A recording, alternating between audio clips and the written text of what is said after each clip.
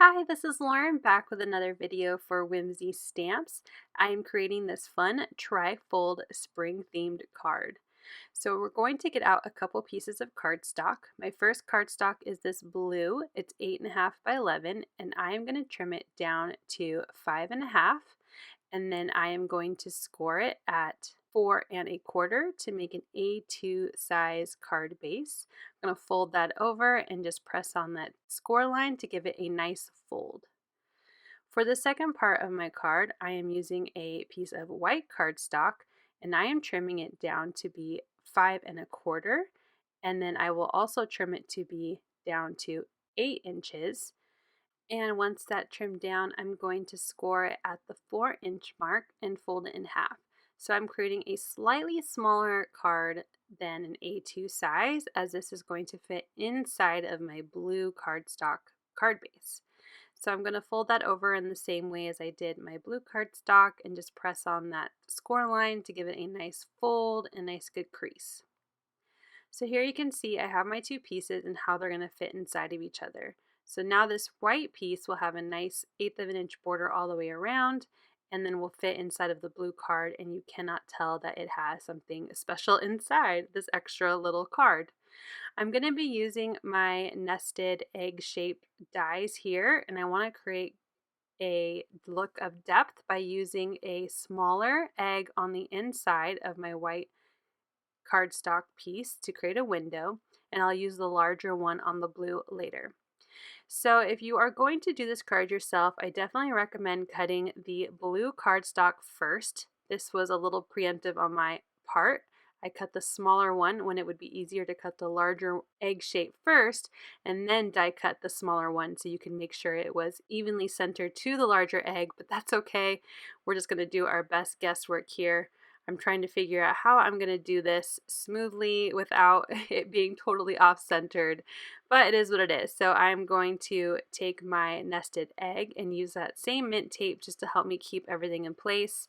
I'm going to center it as best I can on my blue cardstock and make sure I have my die flipped the correct way, and then I will tack it down with that mint tape and run it through my die cut machine as well.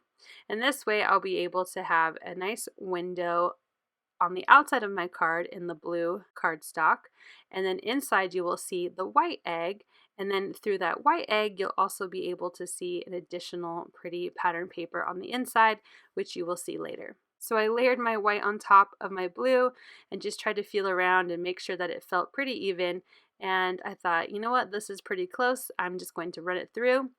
And when I'm done, I will layer them together and see that I did a pretty good job. They're not too badly off-centered and pretty aligned to each other.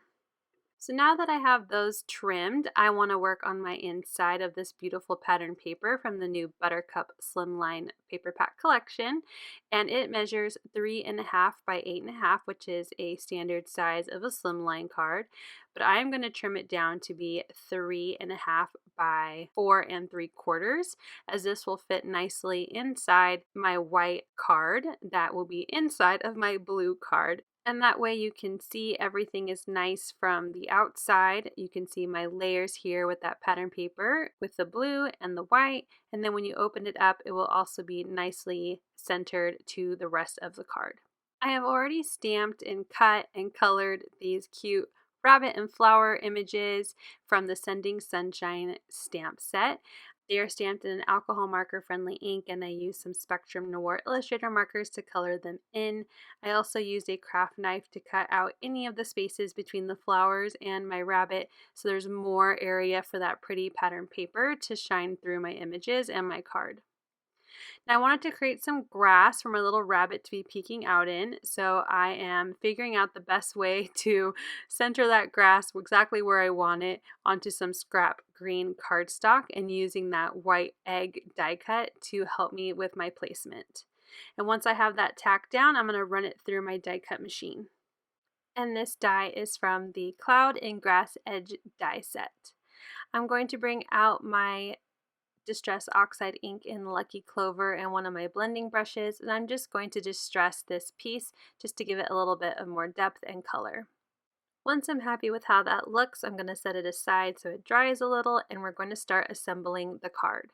So the white piece is going to be adhered directly inside of the blue, so I am putting adhesive along the back of that part of the white card, and I'm adhering that right to the center of my blue card base, and then I'm going to put adhesive behind my pattern paper and then centering that to the inside of the white cardstock piece, giving the card a nice clean finished look. I'm going to add some adhesive behind my green grass and adhere that to the front of the white piece, making sure I don't have any adhesive in the center of my egg. And I will then attach my rabbit, and this rabbit will layer behind the grass but in front of the white egg oval die cut. So I'm going to add a little bit of wet glue to the edge of my rabbit, and then I'm going to tuck that behind the grass. You can see here I'm leaving my flowers and my rabbit on the outside of the egg. And then while holding that very carefully, I am going to add some glue behind the flowers and the rabbit ear and anywhere where it will touch the white cardstock. I want to be very careful because I don't want any glue to seep out, causing my card to get stuck together and you wouldn't be able to open it. So once that is all adhered, you can see that layer of the card is done, and now I want to work on the outside of the blue cardstock. I'm going to bring out my bone folder just to help make sure that white cardstock has a nice crease on its score line, and same here with the blue cardstock. I want to make sure these pieces fit really well together and will stay closed when layered together. So now for the outside, I'm going to bring out my extra flowers that are colored in yellow, and I'm just going to figure out the placement of where I want them on the card. I want them to stick out into the image. I also stamped hello there on a piece of yellow cardstock that was die cut out using one of my quick strips, my favorite die set for sentiments, and now I will start using some wet glue to adhere all of that together. Also making sure to follow the same precaution to make sure I am not getting any glue on the edge of the die cut so it doesn't get stuck to my white cardstock inside. And now my card is complete, so let's take a look at how it opens. We have our first piece opening up, and then inside with that pretty pattern paper, and there we have our tri-fold spring card. I hope you enjoyed this tutorial and you try it out for yourself. Thanks so much for watching. We hope you hit like and subscribe if you're new here to the channel. You can find more Whimsy Stamps inspiration on our Facebook group, Pinterest, and Instagram, and you can find all of the links as well as all of the supplies used on this card down below in the description. Have a wonderful day.